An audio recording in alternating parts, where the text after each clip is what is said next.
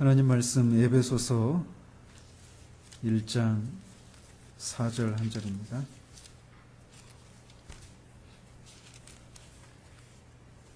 에베소서 1장 4절 한 절입니다. 하나님 말씀 받으실 때 자리에서 일어나 주시기 바랍니다. 하나님 말씀 이러합니다. 곧 창세전에 그리스도 안에서 우리를 택하사 우리로 사랑 안에서 그 앞에 거룩하고 흠이 없게 하시려고. 아멘.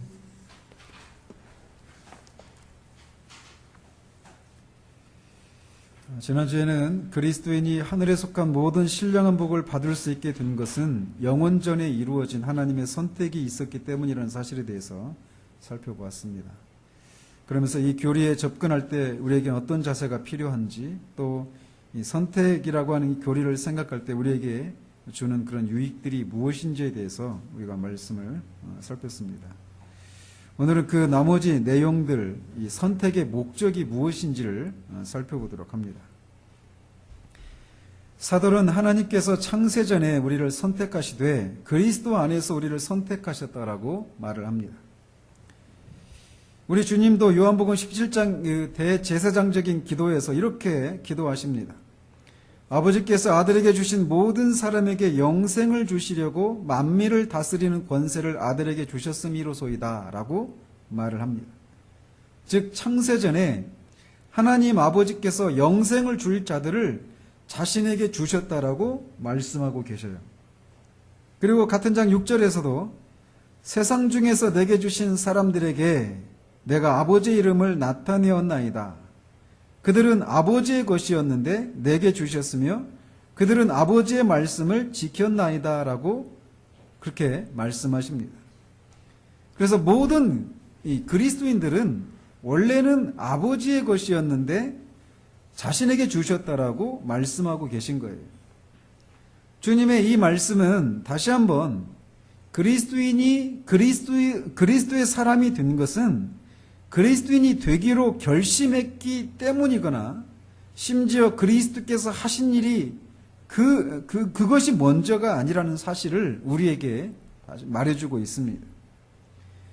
우리가 그리스도인이 된 것은 하나님 아버지께서 창세전에 우리를 선택하시고 우리를 그리스도에게 주시는 이 행동 때문에 우리가 그리스도인이 된 것이다라는 거죠. 그리고 아들은 그렇게 아버지께서 자신에게 주신 이들을 구원하기 위해서 이 땅에 오셔서 구원에 필요한 모든 일들을 하시고 하나님과 화해시키시고 하나님과 교제를 나눌 수 있도록 필요한 모든 일들을 하신 것입니다. 그래서 주님은 대제사장적인 기도를 하시면서 그 9절에서 내가 그들을 위하여 비옵나니 내가 비옵는 것은 세상을 위함이 아니요 내게 주신 자들을 위함이니이다. 그들은 아버지의 것이로소이다 라고 기도하십니다. 그리스도인은 바로 이런 존재들입니다. 즉 우리가 그리스도인이 된 것은 예수 그리스도 안에서 하나님 아버지께서 선택하셨고 또 그 아버지의 것이었던 그 우리를 그리스도에게 주시는 것을 통해서 우리가 그리스도인이 된 것이다 라는 것입니다. 이처럼 우리에게 주어진 모든 것은 오직 그리스도 예수 안에서만 주어집니다. 사도 바울은 에베소서나 다른 서신에서 이 그리스도 안에서 엔 크리스토라고 하는 이 표현을 얼마나 자주 사용하고 있는지 모릅니다. 왜냐하면 모든 것이 다 그리스도를 통해서 주어지기 때문에 그래요. 그러면서 사도는 하나님께서 그리스도 안에서 우리를 창세전에 선택하신 목적을 이제 말하기 시작합니다. 그것은 거룩하고 흠이 없게 하시려고 우리를 그리스도 안에서 그 목적에 대해서 우리로 사랑 안에서 그 앞에 거룩하고 흠이 없게 하시기 위해서 우리를 그리스도 안에서 선택하셨다라고 말을 하고 있습니다. 거룩하고 흠이 없게 하시려고 우리를 그리스도 안에서 선택하셨다라고 하는 이 말씀은 결국은 죄로 인해서 초래된 모든 비참함에서 우리를 건지시기 위함이라고 말하고 있는 것입니다. 아니 더 적극적으로 죄가 초래한 그런 비참한 결과들을 바로잡는 것을 넘어서는 것을 목표로 하고 우리를 선택하셨다라고 말하고 계셔요. 사도는 이렇게 하나님께서 우리와 같은 그리스도인을 선택하신 목적을 세 가지로 제시하고 있습니다. 하나는 거룩하고 흠이 없게 하시려고 선택하셨다라고 말하고 있어요. 그리고 두 번째 요소는 그 앞에서 우리를 선택하셨다라고 말하고 있고, 세 번째 요소는 사랑 안에서라고 하는 이 말이 이렇게 함의하고 있는 것을 목표로 우리를 선택하셨다라고 얘기하고 있습니다. 이제 이 세 가지 의미를 하나씩 살펴보도록 합니다. 먼저 사도는 우리를 선택하신 목적이 거룩하고 흠이 없게 하시려는 것이라고 말하고 있습니다. 거룩하고 흠이 없다라고 하는 이 말은 한 가지 사실을 두 가지 측면에서 묘사하고 있는 것이라고 할 수 있습니다. 그래서 거룩하다라고 하는 것은 흠이 없다라고 하는 이것에 비해서 좀 더 적극적인 개념이고, 흠이 없다라고 하는 것은 거룩하다라고 하는 것에 비해서 소극적인 그런 개념이라고 할 수 있어요. 먼저 흠이 없다라고 하는 것은 비난받을 것이 없는 또는 결점이 없는 이런 뜻입니다. 그래서 거룩한 것에 비해서 소극적이고 주로 외적인 상태와 관련한 개념이 흠이 없는 것이다라고 말할 수 있어요. 예를 들어서 요즘 복숭아가 한철이잖아요. 맞나요? 이 복숭아 같은 이 과일을 가지고 말을 한다면 이 값을 많이 쳐주는 복숭아는 일단 색깔이 먹음직스럽게 고와야 돼요. 그리고 어떤 물러진 그런 부분이 없어야 되고, 벌레가 먹거나 썩은 부분이 없어야 돼요.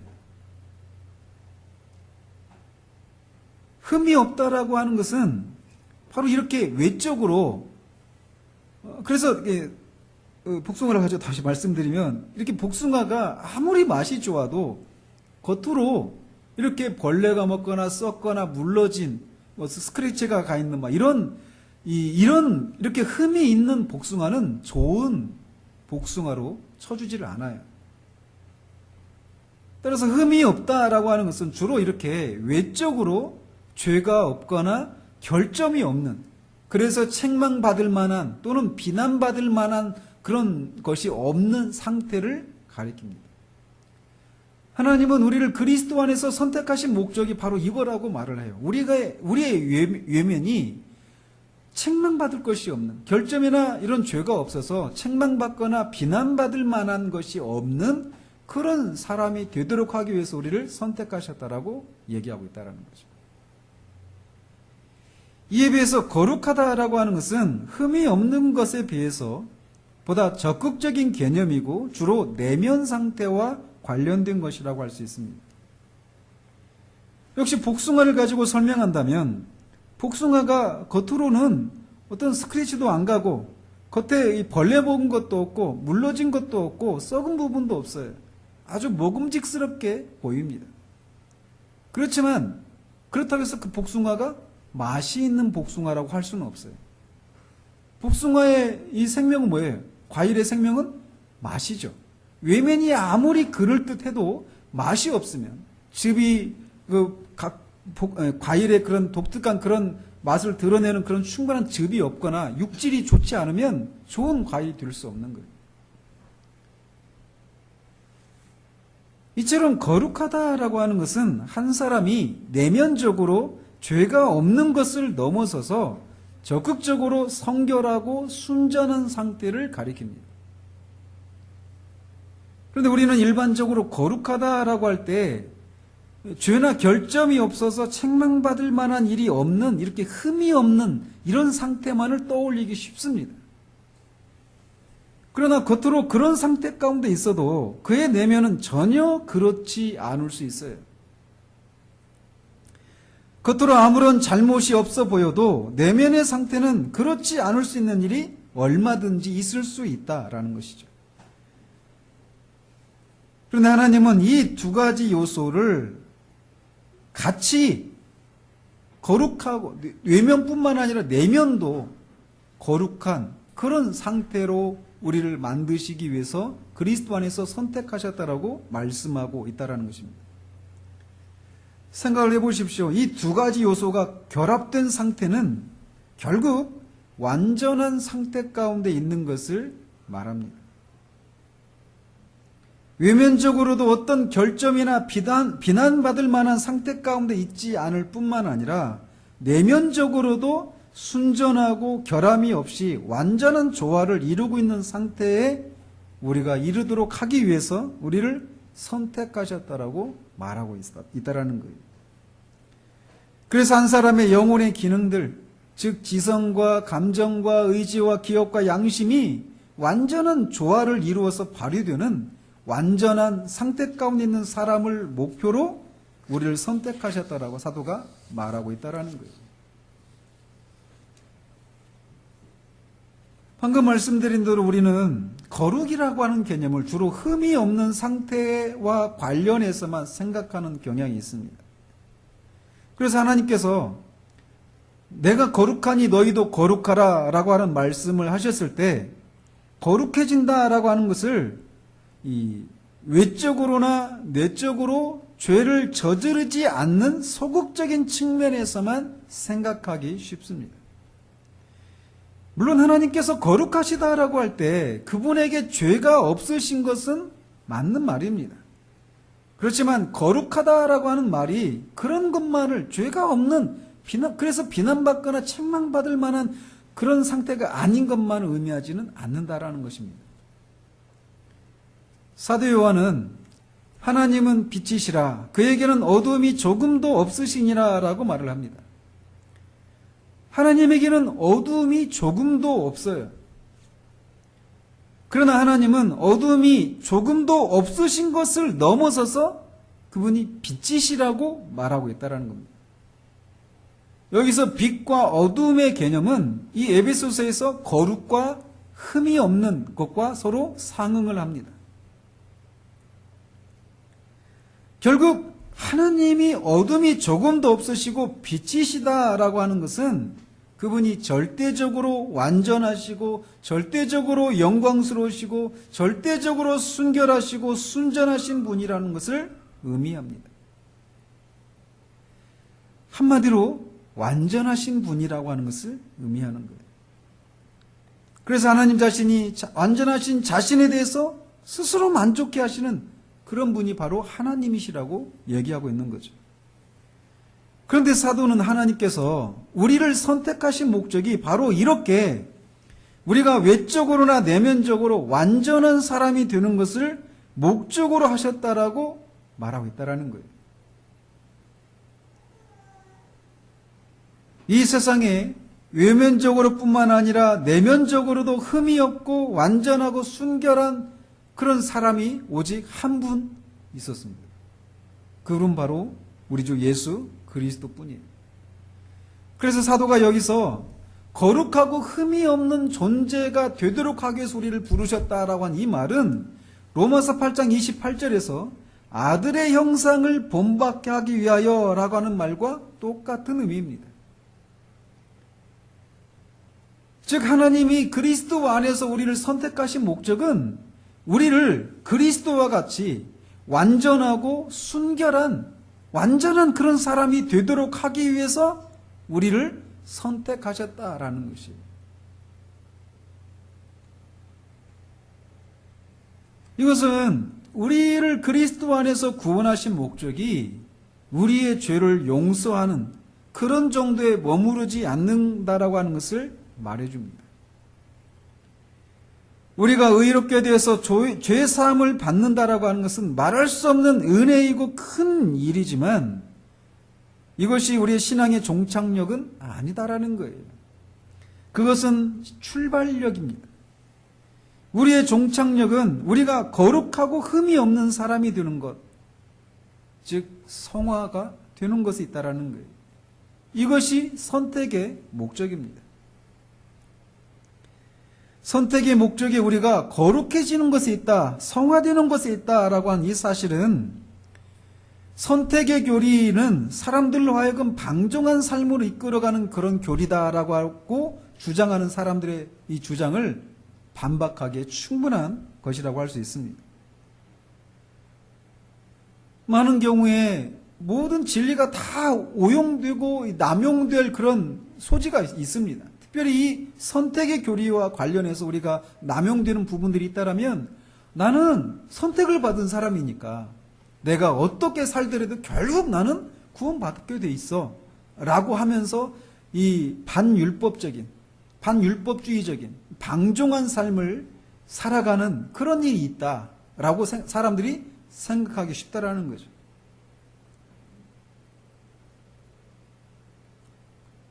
그러나 그런 생각을 하면서 흠이 없고 거룩한 삶을 지향하지 않는 사람들은 실상은 선택을 받지 않은 사람이라고 할 수 있어요.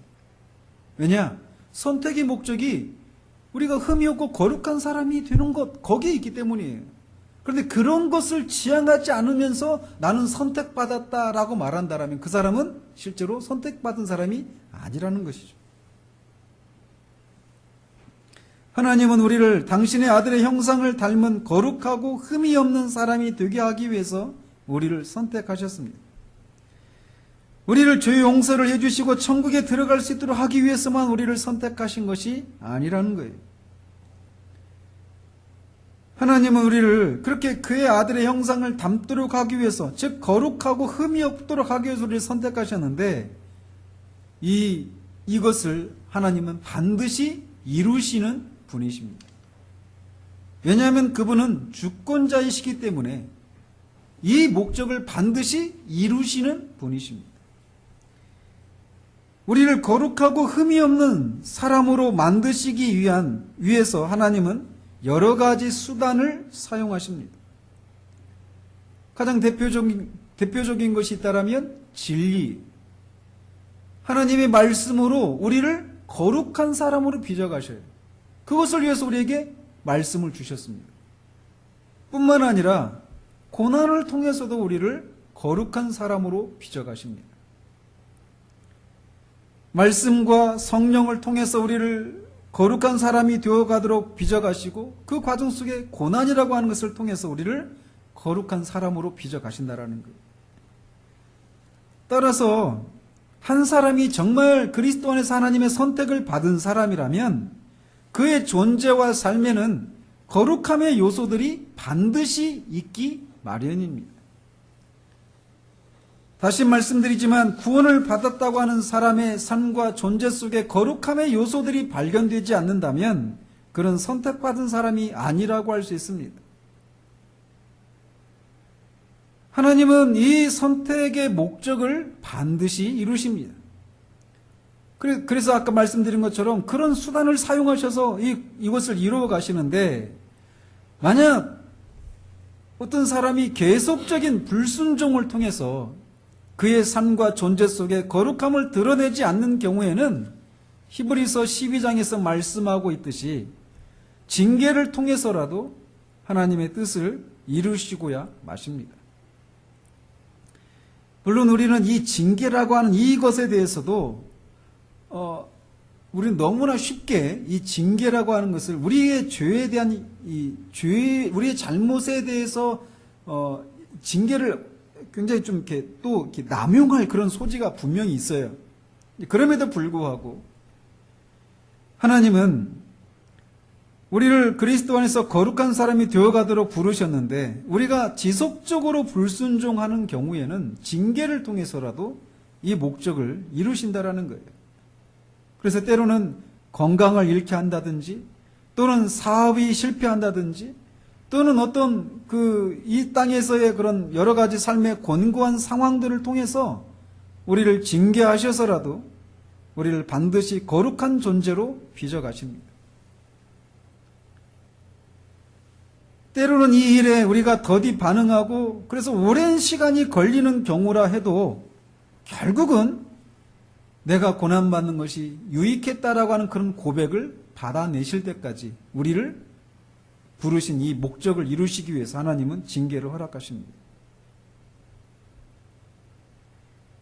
그렇기 때문에 선택의 교리가 신자들을 방종한 삶으로 인도한다라고 하는 것은 그를 선택하신 하나님이 어떤 분이신지를 모르는 데서 나오는 주장이라고 할 수 있어요.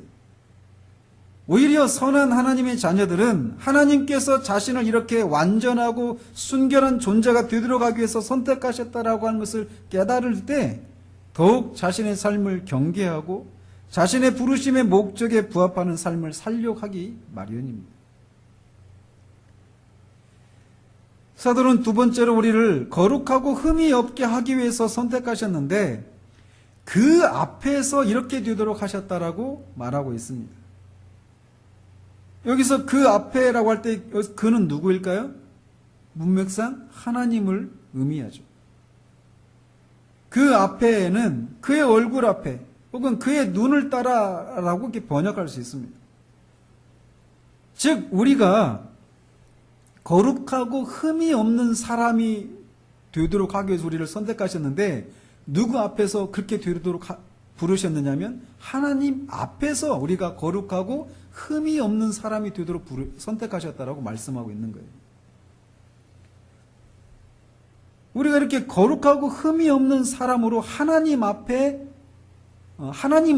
그렇게 나타난다라고 한 그 의미는 결국 우리가 하나님과 동행하고 하나님과 교제를 나눈다라고 하는 그런 의미입니다. 에녹이 300년 동안 하나님과 동행했던 것처럼, 즉 그가 하나님과 함께 살고 하나님 안에 거하고 하나님과 함께 걸었던 것처럼 우리가 하나님과 그렇게 동행하고 하나님과 교제하기 위해서 우리가 거룩하고 흠이 없는 사람이 되도록 우리를 선택하셨다라고 말하고 있는 거예요. 아모스 3장 3절에서 두 사람의 뜻이 같지 아니하고야 어찌 동행하겠느냐라고 말합니다. 두 사람이 서로 다른 두 존재가 동행하기 위해서는 뜻이 같아야 돼요. 그런데 하나님이 우리를 그 앞에서 동행하고 우리가 하나님과 동행하고 하나님과 교제하도록 하기 위해서 우리를 부르셨는데 그 우리를 부르신 하나님은 거룩하신 분이시에요. 흠이 없는 분이시에요. 그렇기 때문에 우리가 그 하나님과 동행하기 위해서는 뜻이 같아야 돼요. 그래서 거룩하고 흠이 없어야 하나님과 동행할 수 있고 교제할 수 있다라고 하는 것을 말해주고 있는 것입니다. 우리는 여기서 신앙의 궁극에 대해서, 궁극적인 목적에 대해서 생각하게 됩니다. 우리는 거룩해져야 된다라고 하는 것을 생각할 때 의무적인 측면에서만 생각하는 경우들이 있습니다. 많은 경우에 교회 안에 있는 사람들이 신앙생활을 이런 식으로 생각을 해요. 의무적인 측면에서만 말이에요.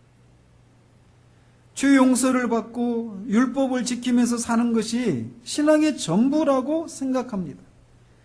그래서 이런 신앙이라고 하는 것은 하나님 앞에서 이 무엇인가를 해야 되는 어떤 의무적인 그런 측면으로만 생각하는 신앙의 형태들은 그런 생각을 가지고 있었을 때 신앙은 너무나 기계적이고 의무감에서만 나옵니다. 이런 사람들에게 하나님의 계명은 무거운 것으로만 다가옵니다. 늘 하나님 앞에서 무엇을 하지 않은 것에 대한 채무의식을 가지고 살아가요. 또 무엇인가를 하면 자신의 의무를 다한 것으로 생각하면서 잠시 동안에 그런 자유함을 누립니다. 그들의 신앙에는 생기가 없고 기쁨과 자원함이라고 하는 요소가 없습니다. 탕자의 비유에 나왔던 그 큰아들이 바로 살았던 삶이 바로 이런 것이었어요. 그는 동생처럼 살림을 창기들과 함께 삼켜버린 적도 없었고 집을 떠난 적도 없습니다. 여러 해 동안 작은 아들이 자기 동생이 나가서 그렇게 허랑방탕하는 삶을 살 동안 그는 자기 집에 머무르면서 아버지의 명을 어기지 않고 섬겼어요. 그렇지만 그는 한 번도 아버지와 함께 있는 것이 그에게 복이라는 것을 몰랐습니다. 그에게 아버지를 섬기는 것은 아버지 앞에서 아버지와 함께 사는 것은 그에게 즐거움이 아니었어요. 다만 의무였을 뿐이었습니다. 그런 것처럼 하나님을 섬기는 신앙에 대해서 이 큰아들처럼 생각하는 사람들이 교회 안에 많다라는 것입니다. 그들에게 신앙은 늘 무엇인가를 하거나 하지 않는 여러 가지 항목들의 집합점으로 생각합니다. 하나님과 동행하면서 그분과 교제를 나누는 것에서 오는 즐거움과 그분 앞에 사는 즐거움에 대해서는 문외한이에요. 거룩해져야 된다라고 하는 것은 이렇게 의무적인 이런 생각에 한 가지 더 무거운 짐을 얻는 것처럼 생각해서 거룩함을 생각하면 숨이 막히는 것처럼 생각하는 사람들이 있다라는 거예요. 그러나 하나님이 우리를 선택하신 목적은, 다시 말해 신앙의 궁극적인 목적은 여러 번 강조하고 강조하지만 하나님 앞에서 행하며 그분과 걷고 그분과 교제를 나누는 것에 있습니다. 그런데 그분이 거룩하신 분이시기 때문에 그분의 뜻과 우리의 뜻이 일치하지 않으면, 빛이시기 때문에 어둠이 조금도 없으신 분을 우리가 닮지 않으면 그분과 교제를 나눌 수 없기에 거룩함과 흠이 없는 삶을 살아가는 것이라는 거죠. 어제도 성경학교를 하면서 아이들에게 말씀을 전하면서 한 사람이 거듭났다라고 하는 것을 알 수 있는 여러 가지 표지 중에 하나가 하나님을 아버지로 알고 그분을 알고 싶어하는 것이라고 말씀을 드렸어요. 또한 죄를 짓지 않으려고 하는 소극적인 모습뿐만 아니라 적극적으로 의를 추구하는 것이 거듭난 사람의 표지라고 말씀을 드렸습니다. 왜 거듭난 사람은 적극적으로 의를 추구하고 의에 줄이고 목말라 할까요? 죄 용서를 받기 위해서요? 물론 이런 목적도 있습니다. 그러나 더 적극적으로 그의 내면이 의롭고 거룩해지기를 소원하는 것은 그렇게 될 때 거룩하신 하나님과 교제를 나눌 수 있기 때문입니다. 하나님과 동행하면서 그분과 교제를 나누는 것, 여기에서 인간은 최고의 만족과 최고의 행복을 누릴 수 있습니다. 왜냐하면 하나님은 최고 선이시기 때문에 그래요.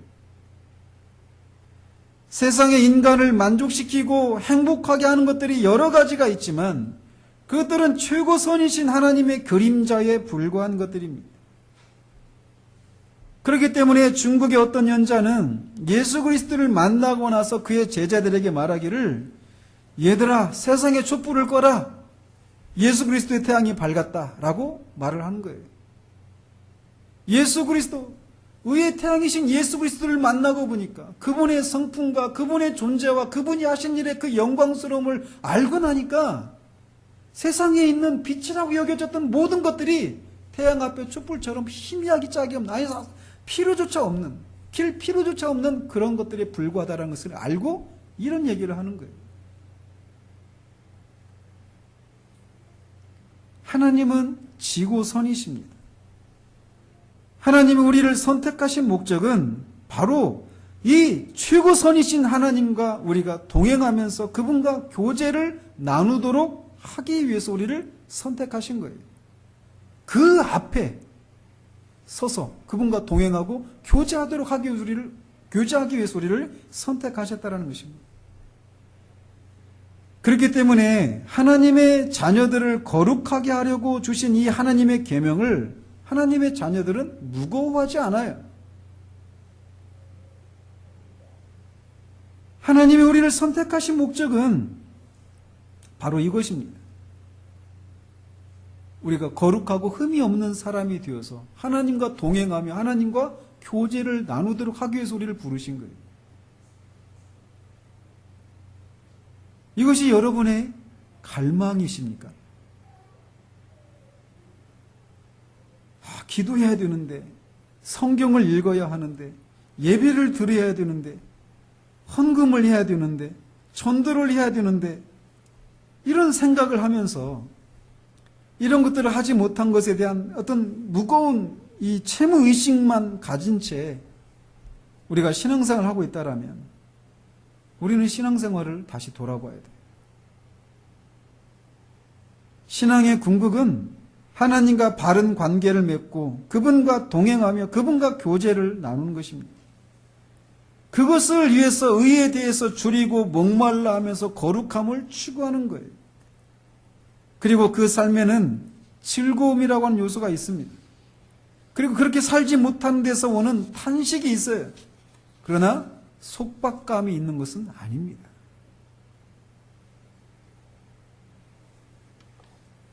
하나님과의 교제를 나누는 것 중에서 최고의 방편은 바로 예배예요. 바로 이 자리 말이에요.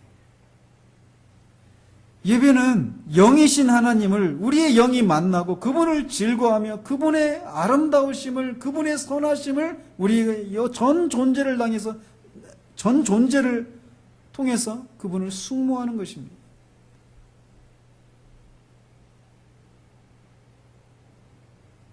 하나님과 막힘이 없는 교제를 나누기 위해서는 그 앞에서 우리가 거룩하고 흠이 없어야 합니다. 이것을 위해서 거룩함을 줬고 의의를 줬는 거예요. 의의에 줄이고 목말라 하는 이유가 바로 여기에 있다는 것이죠. 따라서 오늘날 기독교 일각에서 성화와 칭의를 분리하는 것은 하나님이 우리를 그 앞에서 행하고 그분과 교제하도록 하기 위해서 우리가 거룩함과 이 흠이 없어야 된다라고 하는 이것을, 이 선택의 목적과 전혀 일치하지 않는 그런 것입니다. 하나님은 우리로 하여금 이렇게 그 앞에서 행하고 그와 교제를 나누도록 위해서 우리를 선택하셨습니다. 마지막으로 사도는 하나님께서 우리를 선택하신 목적을 말하면서 사랑 안에서 그 앞에 거룩하고 흠이 없게 하시려고 선택하셨다라고 말을 합니다.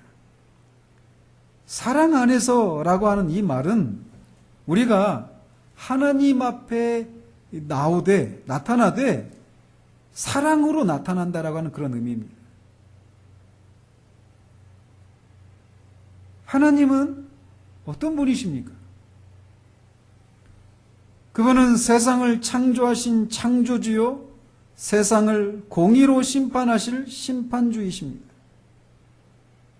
그런데 그런 하나님 앞에 우리가 사랑 안에서 나타난다라고 하는 것은, 나타나는 것이 하나님의 선택의 목적이라고 사도가 말하고 있는 거예요.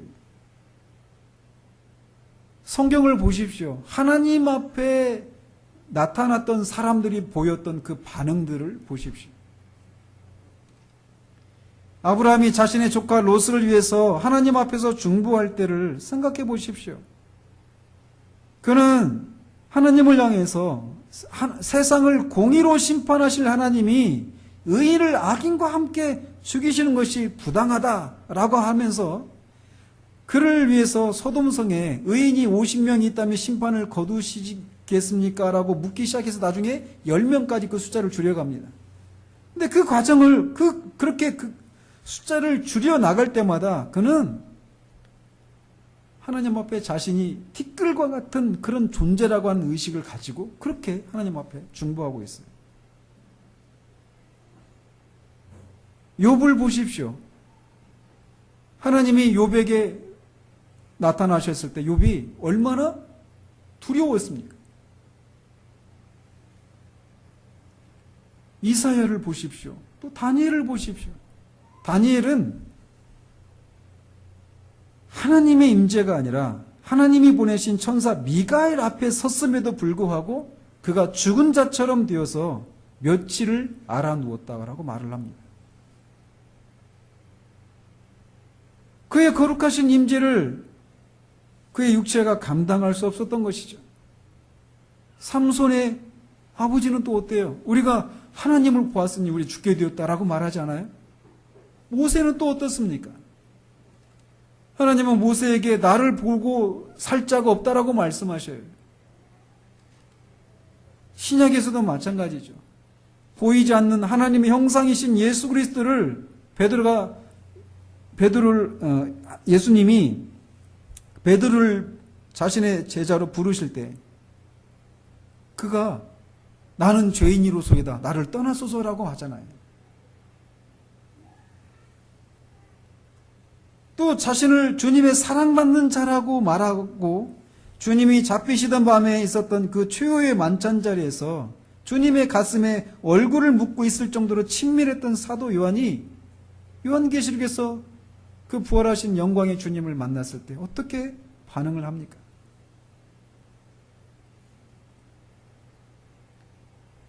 그런데 그런 하나님 앞에서, 하나님 앞에 사랑 안에서 우리가 서기 위해서 우리를 선택하셨다라고 말하고 있다는 거예요.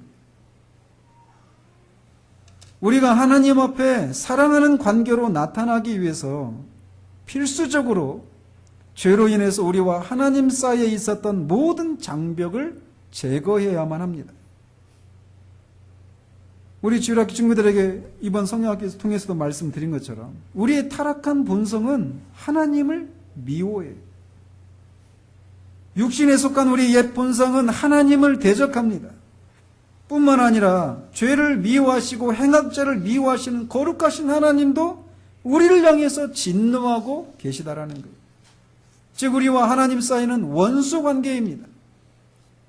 그렇기 때문에 우리도 하나님 앞에 사랑 안에서 하나님 앞에 설 수 없을 뿐만 아니라 하나님도 죄로 인해 생겨난 이 장벽이 제거되기 전에는 여전히 우리를 향해서 진노하고 계시다라는 거예요. 따라서 우리가 사랑 안에서 하나님 앞에 나타나게 된다라고 하는 것은 이런 모든 죄로 인한 모든 장벽이 제거되어야 한다라고 하는 것을 의미한다라는 거죠.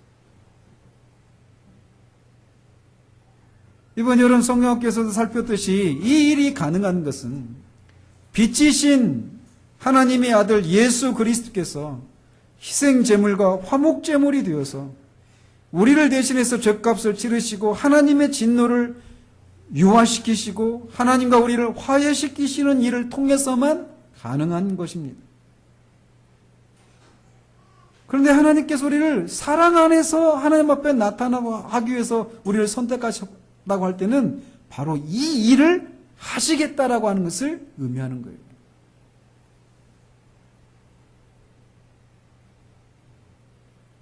그러나 우리의 본성은 여전히 새롭게 되어 있지 않습니다.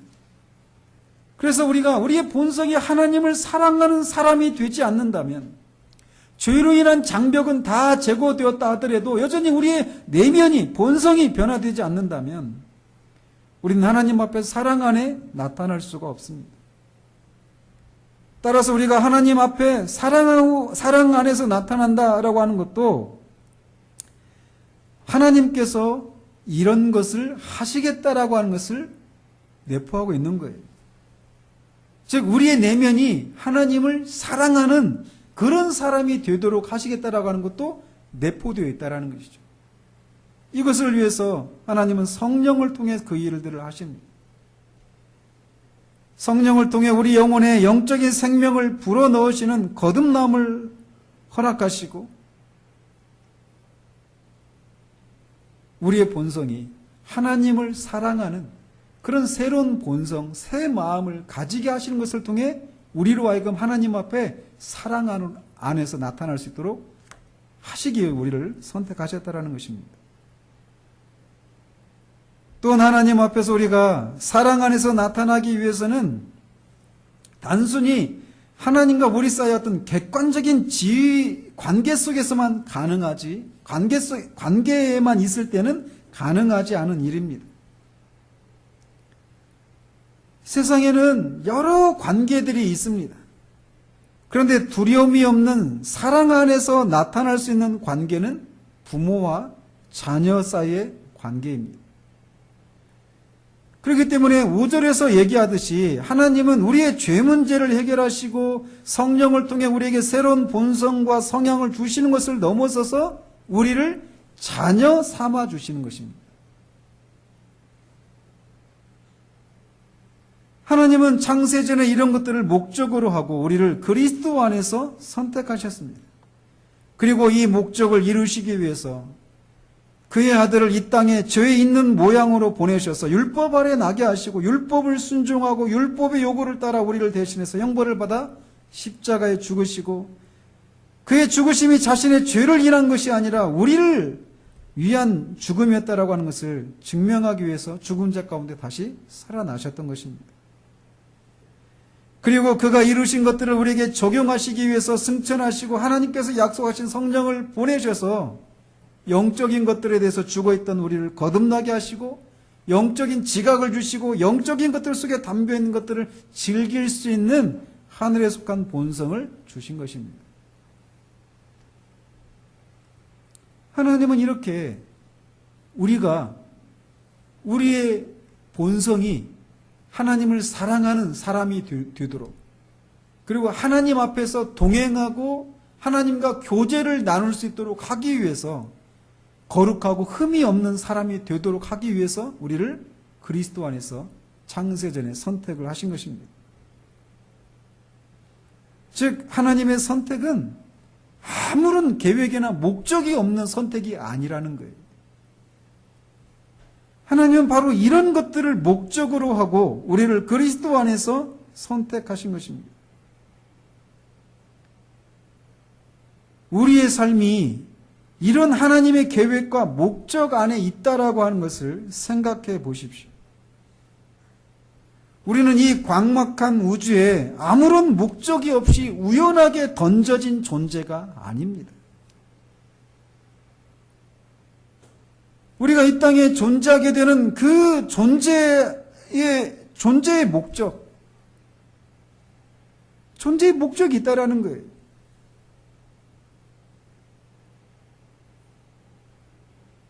우리의 존재의 시작만 하나님의 계획과 목적 안에 있는 것이 아니라 우리의 삶의 과정 또한 그분의 계획과 목적 안에 있습니다. 그분은 우리를 아들의 형상을 닮은 사람으로 만드시고자 하시는 계획과 목적을 가지고 계신 거예요. 우리를 그 아들의 형상으로 빚어가시고자 하시는 이런 목적을 가지시고 창세전에 우리를 선택하셨다라고 하는 이 사실은 얼마나 놀라운 은혜입니까? 그리고 하나님이 우리를 향해서 가지고 계신 이 목적이라고 하는 것은 얼마나 고귀하고 순결하고 높고 영광스러운 목적입니까? 하나님의 선택의 목적이 우리가 부자가 되는 것이나 건강해지는 것 정도에 머물러 있지 않은 것이 얼마나 감사한지 모릅니다.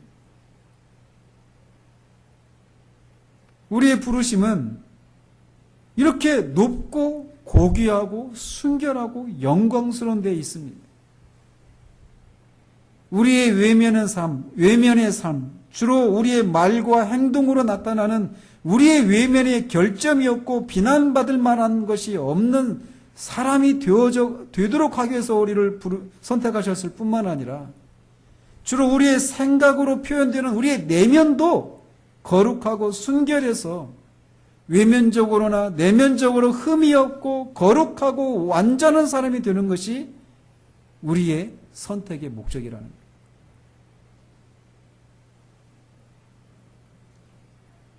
그렇게 되어서 완전하신 하나님 앞에 우리가 사랑으로 나타나서 그분과 동행하고 그분과 교제를 나누는 것, 이것이 선택의 목적이라는 거예요. 사람이 자신의 삶에 목적이 있다라는 것, 그것도 영원까지 이어지는 그런 영원한 목적이 있다라고 하는 것을 아는 것은 얼마나 든든하고 위로가 되는지 모릅니다.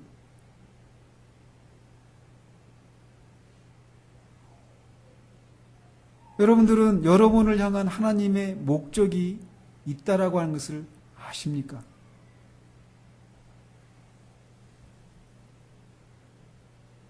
우리에게는 우리를 선택하신 하나님의 목적이 있어요. 그것도 영원전에, 창세전에 목표로 하신 목적이 있다라는 것입니다. 삶의 목적이 있다라고 하는 것. 우리가 우리 스스로 우리의 삶을 살아갈 때도 우리에게 삶의 목적이 있다라고 하는 것은 우리에게 삶이 굉장히 명징하고 무엇을 향해 달려가는지가 분명하기 때문에 그 사람의 삶에는 힘이 있고 또 어떤 생기가 있고 모든 것 속에서 어떤 의미가 있는, 의미를 찾는 그런 삶을 살아갈 수 있게 만듭니다. 우리가 우리 스스로 우리의 삶을 살아갈 때도 우리에게 어떤 삶의 목적이 있을 때도 그런 삶을 살아가게 된단 말이에요. 그런데 우리를 향한 삶의 목적이, 우리의 존재의 목적이 하나님이 우리를 향해서 어떤 목적을 가지고 계시다라고 하는 것은 말할 수 없는 그런 영광과 특권이라는 것입니다. 하나님이 우리를 향해서 어떤 계획을 가지고 계셔요. 그 아들을 닮은 사람이 되어가는 것.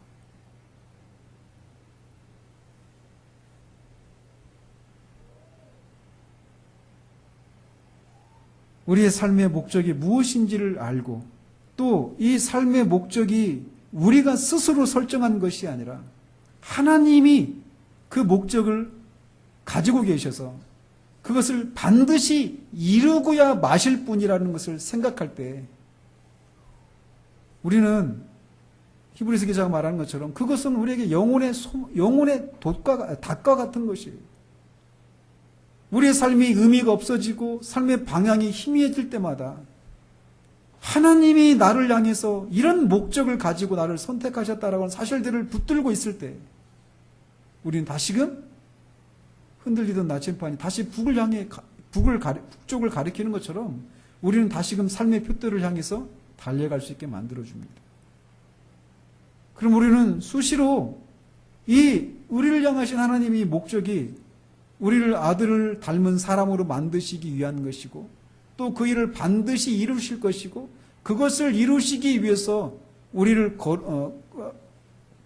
그 목적을 이루고 하나님과 동행하고 교제하기 위해서 우리를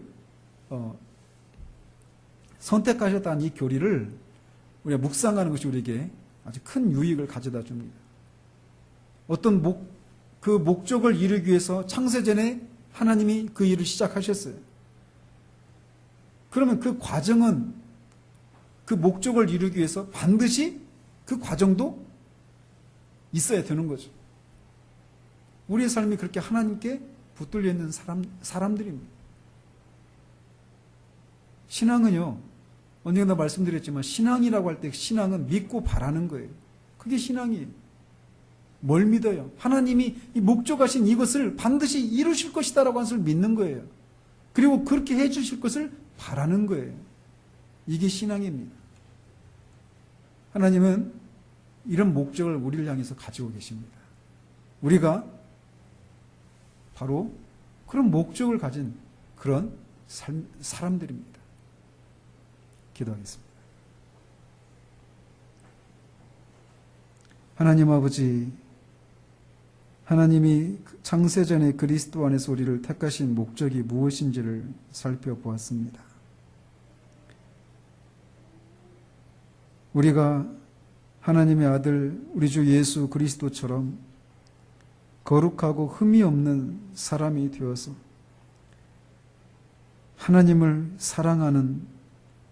사랑하고 하나님과 동행하며 하나님과 교제하는 삶을 살도록 하기 위해서 우리를 창세전에 선택하셨다라고 하는 이 큰 진리를 우리가 살펴보았습니다. 하나님, 우리가 수시로 우리를 향한 하나님의 선택의 목적이 이것이라는 사실들을 깊이 생각하면서 우리의 삶의 목적과 방향과 의미가 희미해지고 그래서 우리가 낙심되고 삶의 의미가 없는 것을 인해서 무기력 가운데 빠져들 때마다 하나님이 우리를 향해서 이런 목적을 가지고 계시고 이 목적은 반드시 이루어지게 되어 있다는 사실들을 믿고 바라는 중에 우리가 요동하지 않으며 요동하지 않는 것을 넘어서서 삶의 목적을 가진 사람들이 누리는 그런 생기와 그런 능력을 드러내는 삶을 사는 우리들 될 수 있도록 주님 도우시기를 원합니다. 예수 그리스도 이름으로 기도합니다. 아멘.